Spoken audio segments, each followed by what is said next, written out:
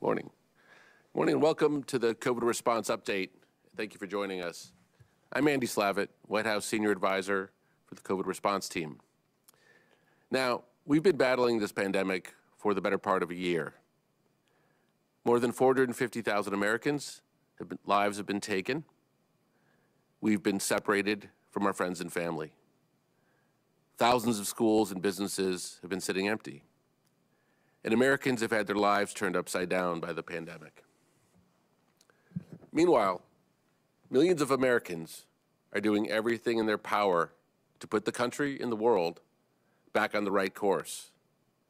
Millions of you are wearing masks, and the evidence Dr. Walensky has discussed here demonstrates that in communities where that happens, lives are being saved. That needs to continue and improve in the face of the threats we confront. We know that millions of Americans are also waiting patiently to be vaccinated. Today, I want to begin the briefing by updating you on what is happening while you are waiting. In the weeks and even months that you are waiting, the nation's efforts are being spent focused on many who are most at risk of hospitalization and death from this virus: the elderly, seniors, frontline healthcare workers, and many essential workers. According to a recent CDC report, the long-term care program has administered now over 4.8 million doses to more than 3.7 million of our most vulnerable. Those who were dying in large numbers over the last year are now on a path to protection. And in skilled nursing facilities that have had at least one vaccination clinic, an estimated median of almost 80% of residents have received at least one dose of vaccine. As vaccinations at these facilities are completed, that will mean many more lives saved, many more vaccines that can be moved into the inventory for the next priority groups. And in total, of the over 40 million doses that have been administered, over 17 million doses have been administered to people 65 or older. Now, this is a great representation of the American spirit of generosity and American selflessness, because our ability to vaccinate millions of the elderly, seniors, and healthcare workers is a testament to a society that has put our parents and grandparents, those who have served us, and those who continue to sacrifice for us on the front lines of the healthcare system first. Now, at the same time, we need to step up efforts to increase vaccinations of racial and ethnic communities that have suffered disproportionately. Health equity is a cornerstone of all of our work, and we'll be talking more about progress there in upcoming briefings. Even with that perspective and progress, we understand that the process moves more slowly than anyone would like, but each day we are putting forth efforts to increase vaccine supply, including by use of the Defense Production Act, to create more places to get vaccinated, including new large community vaccination centers and retail pharmacies, and mobilize more vaccinators by allowing retired physicians and nurses and deploying the military. This is a national emergency, and the approach we are taking reflects this. We are putting every resource and tool that the federal government has into this battle, and we're taking a whole of government, indeed a whole of country approach. As soon as the Congress puts the American Rescue Plan on the President's desk, we will be able to further increase this effort. We understand this is a long journey, but thanks to the sacrifice of so many of you and the step-by-step plan we are executing, for many of our most vulnerable Americans, the risk of death is being reduced, and we are committed to leaving no stone unturned. With that, I'll turn it over to Dr. Walensky for a State of the Pandemic update, and Dr. Fauci for the latest science before we answer your questions. Dr. Walensky. Thank you so much, Andy. I'm so glad to be back and joining you today. Today, I'm going to give you a brief update on the pandemic. As I mentioned on Friday, despite trends moving in the right direction, we remain in a very serious situation. COVID-19 continues to affect too many people as we continue to mourn all of those lives that have been lost. Cases have continued to decline over the last 4 weeks.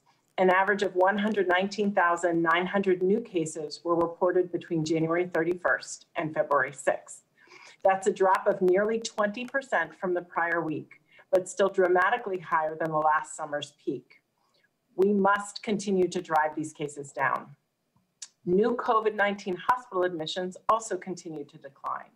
An average of 9,977 admissions per day were reported between January 30th and February 5th, a decline of nearly 17% from the week prior. This is promising, but hospitalizations also remain incredibly high. Over 83,000 Americans are hospitalized right now with COVID-19, much higher than the summer and fall. Today, we are reporting that COVID-19 deaths increased 2.4% to an average of 3,221 deaths per day from January 31st to February 6th. As I mentioned on Friday, sometimes delays in reporting can lead to fluctuations in the data. This is the case for the average number of deaths reported today, which includes a delayed report of 1,570 confirmed deaths from one state. These deaths were reported last week, but actually had occurred over the prior several months. We may continue to see the variation in daily deaths for different reasons, including reporting delays. We are continuing to watch these data closely, and although hospital admissions and cases are consistently dropping, I'm asking everyone to please keep your guard up. The continued proliferation of variants remains of great concern and is a threat that could reverse the recent positive trends we are seeing. As of February 7th, 699 variant cases have been confirmed across 34 states, with 690 of these cases being the B.1.1.7 variant, the variant first reported in the UK. Please continue to wear a mask and stay 6 feet apart from people you don't live with. Avoid travels, crowds, and poorly ventilated spaces, and get vaccinated when it's available to you. I recognize that the pandemic has taken an enormous toll on all of us, but if we all work together and take these prevention steps, we can finally turn the tide. Thank you. I look forward to your questions, and I will now turn things over to Dr. Fauci. Dr. Fauci? Thank you very much, Dr. Walensky. I'd like to address briefly 2 issues that have come up for discussion over the last several days. And one is the question of, given the fact that there is a greater demand than there is supply, should we be putting all of our effort into getting the first dose into people with less emphasis on the second dose? Now, the reason for that I have explained in the past, because the science has shown in both of the vaccines that we have currently available, the Moderna and the Pfizer, the strong data indicates that a prime boost gives a maximum response of 94 to 95% efficacy. But the question has arisen, why not study in detail whether or not you can get away with a single dose? It is not an unreasonable thing to suggest a study.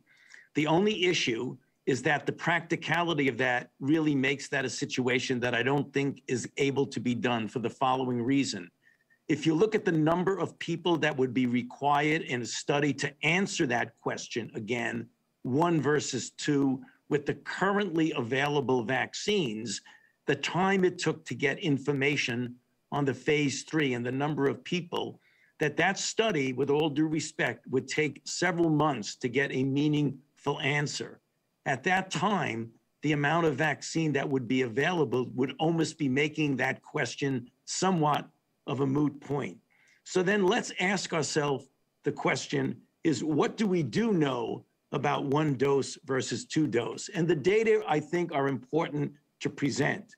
We know from the original studies that following a single dose of either the Moderna or the Pfizer, you had a response that gave you a neutralizing antibody above the threshold of protection.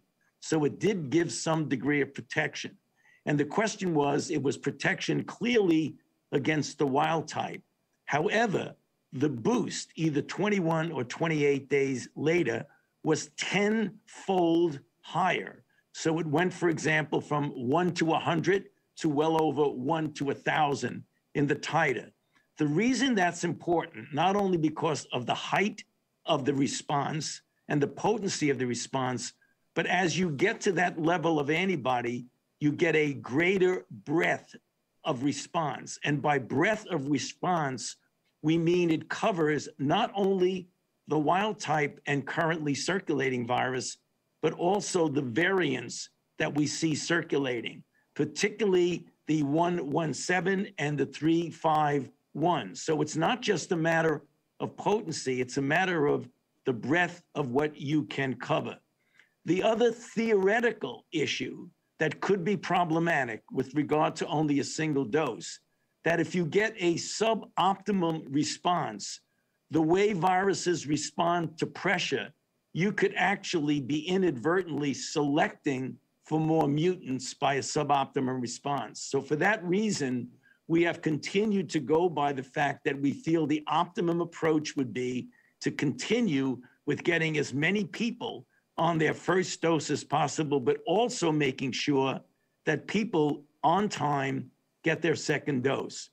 And finally, one thing I want to emphasize, as we know, and we've heard, and it's true, that the projection is that the 117 lineage would likely become dominant in the United States by the end of March. Please remember that the efficacy of the currently utilized vaccines, the 2 mRNA, are quite effective against the 117 lineage. So underscoring what Dr. Walensky just said, the two things that we can do is A, make sure we adhere to the public health measures that Dr. Walensky just mentioned, and B, get as many people vaccinated as quickly as we possibly can. That's the best defense against the evolution of variants. I'll stop there and back to you, Andy. Thank you, Doctor. All right, why don't we go to questions? All right, thank you guys. I'm not seeing any hands raised, but if you could raise your hand, we can go ahead and start Q&A.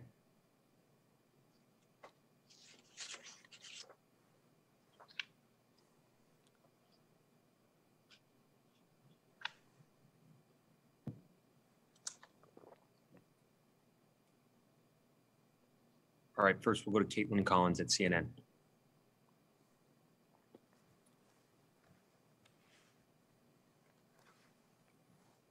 Hi. So I have two questions. One about the variants. I know that before we've gone over them and we've said that the latest numbers have been a couple hundred cases, but we also know that, we're pretty behind on sequencing and working to ramp that up.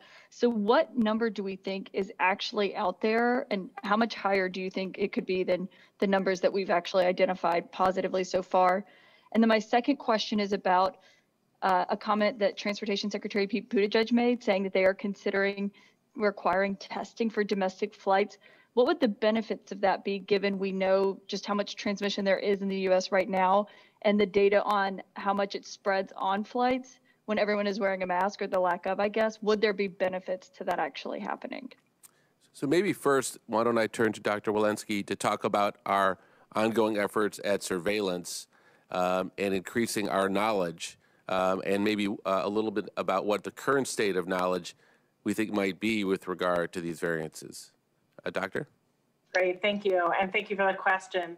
What I can say is we're learning more about the number of variants, and the number of variants that you're hearing increase is very much, at least in part, due to the fact that we're doing a lot more sequencing of these variants. So over the last 3 weeks or so, we've increased our sequencing about tenfold. So as we look more, we're certainly anticipate we might find more. Over the next several weeks, we are planning actually to not only have collaboration with the state labs from every state, so we can make sure we're sampling from every state, but also with collaborations from commercial labs as well as academic labs. So we anticipate that we're probably going to be sequencing up to 3 or 4-fold more than we're already sequencing. And I think once we have more sequencing that's happening, we'll have a better idea as to how many variants there are and what proportion are out there. Thank you. I'll take how much higher? Oh, please go. So do we have a ballpark estimate of how much higher it is than what we actually know right now? Because I think the understanding is that it's a lot higher than what we know. Is that correct?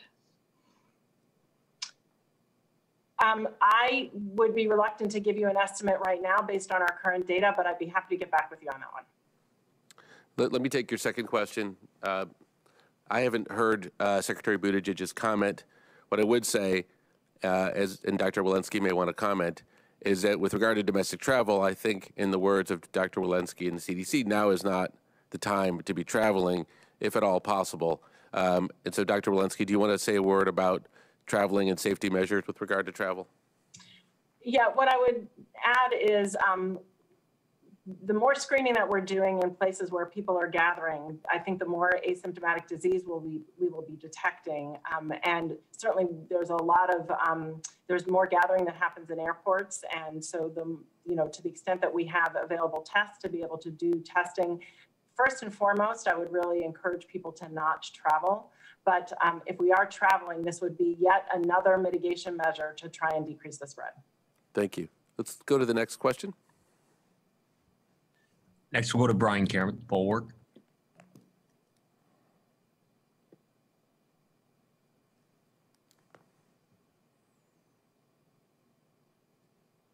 Thank you very much, and thanks for taking the question. This question is for Dr. Fauci.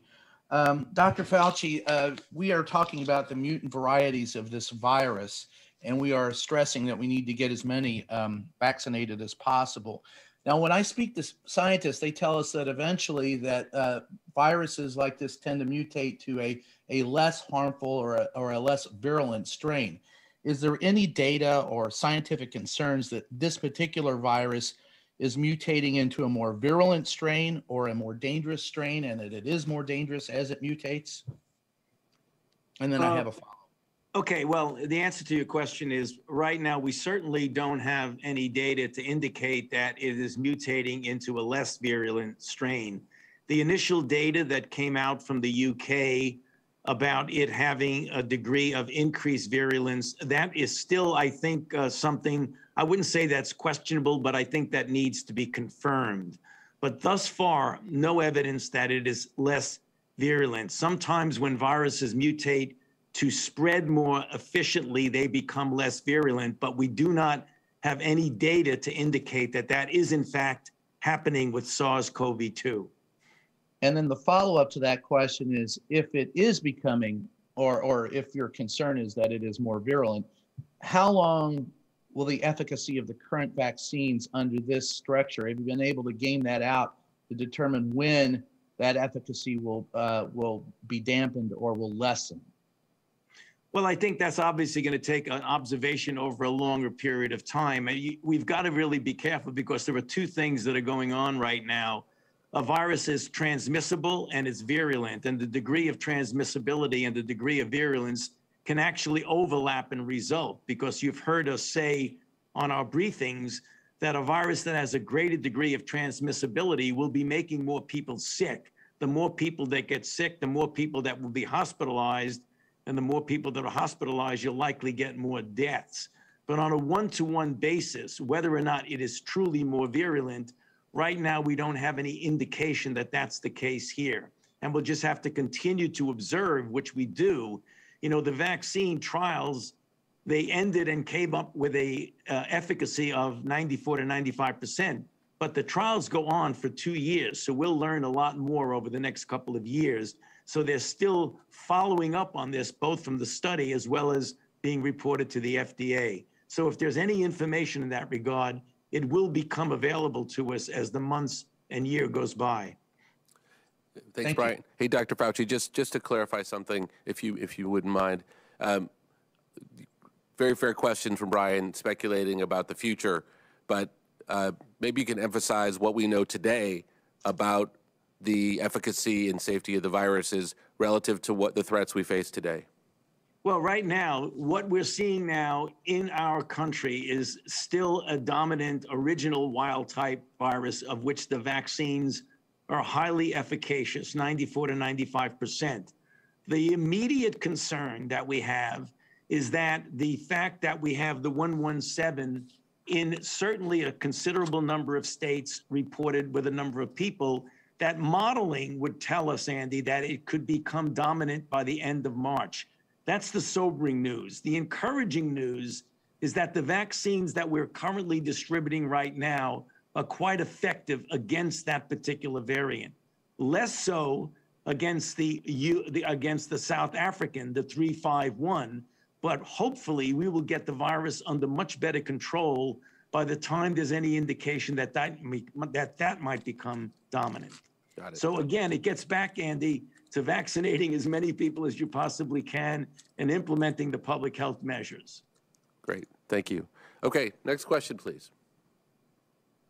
Next, we'll go to Sharon Lafreniere at New York Times.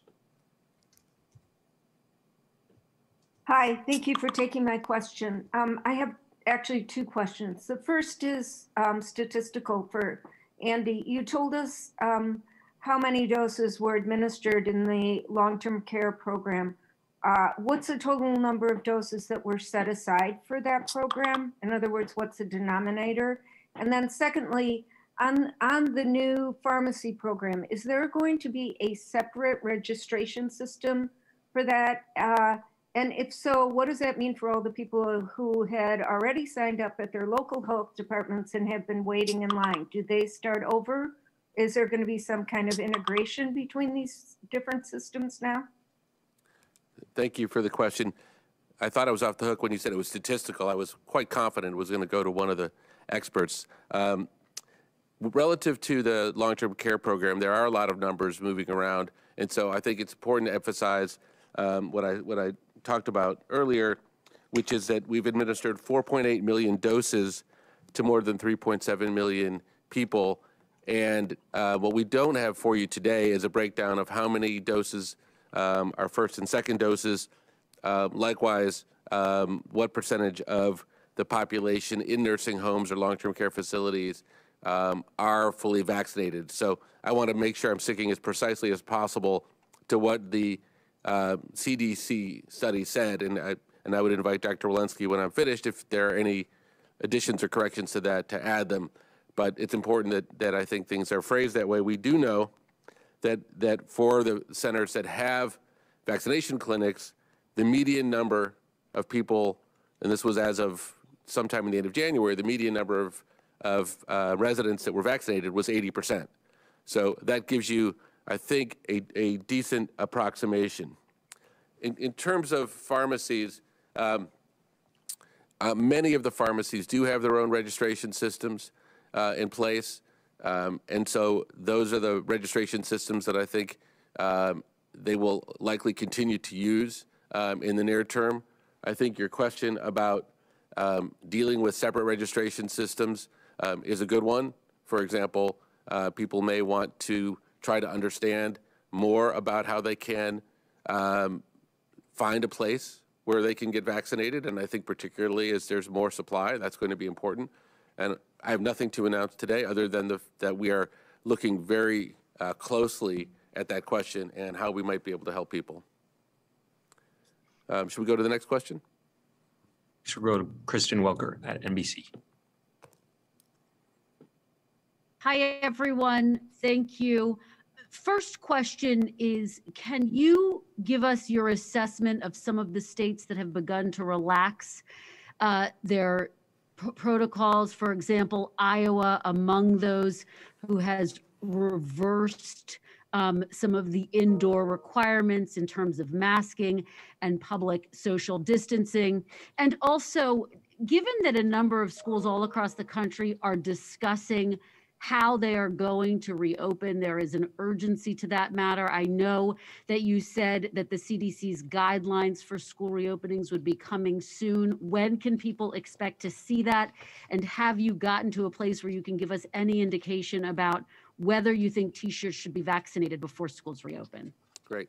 Well, I think both of those are probably going to head for you, Dr. Walensky, but let's do them. First one is your comment on states or local jurisdictions that may be relaxing some of the public health standards that the CDC has been recommending.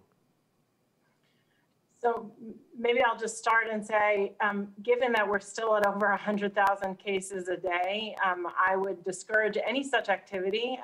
And I would say that we are still in the first 100 days where we wanted certainly everybody masked for the first 100 days. I think we have yet to control this pandemic. We still have this emerging threat of variants, and I would just simply discourage any of those activities. We really need to keep all of the mitigation measures at play here if we're really going to get control of this pandemic.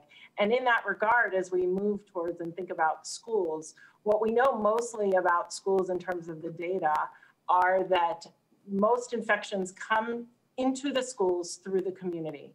The data from schools suggests that there's very little transmission that is happening within the schools, especially when there's masking and distancing occurring. And that when there are transmissions in the schools, it is because they've been brought in from the community and because there are breaches in masking and distancing. So if we want to get our schools open and our schools open safely and well, the best way to do that is to decrease the community spread. So I would say we need to keep up our social distancing and our masking and all of our other mitigation measures. Our CDC guidance on school reopening will be coming in the days ahead. And I look forward to thinking through those with everybody. Great, thank you. Do we have a next question?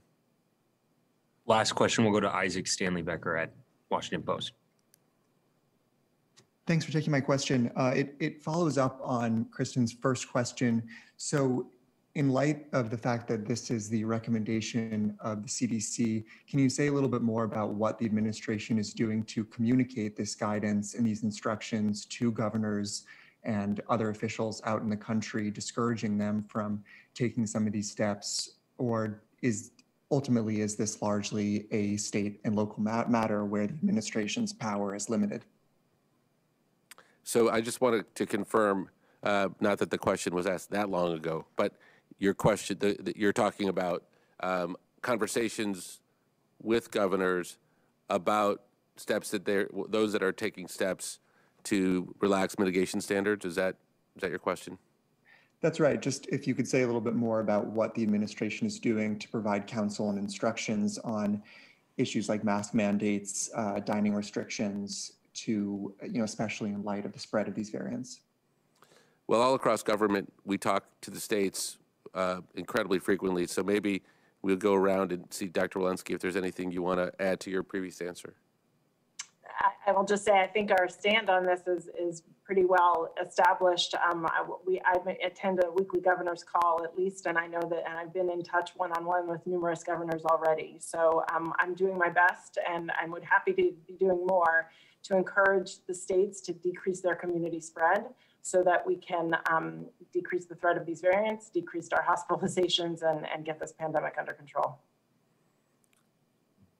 And the only thing I'll add to that is that, we understand the pressure the governors are under.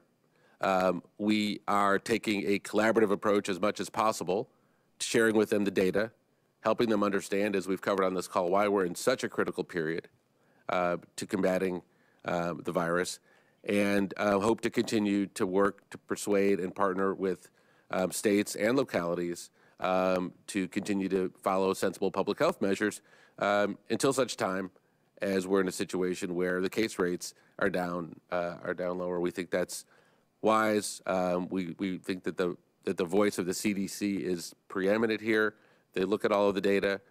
They're clear in communicating with the public, and we'll continue to have those conversations with the states. But I won't go into any of the specific one-on-one conversations that we have with states, because I think that might be counterproductive. I want to thank you for attending our briefing. I think we hit the half-hour mark pretty precisely. We look forward to a productive week collectively, and to talking with you all again on Wednesday.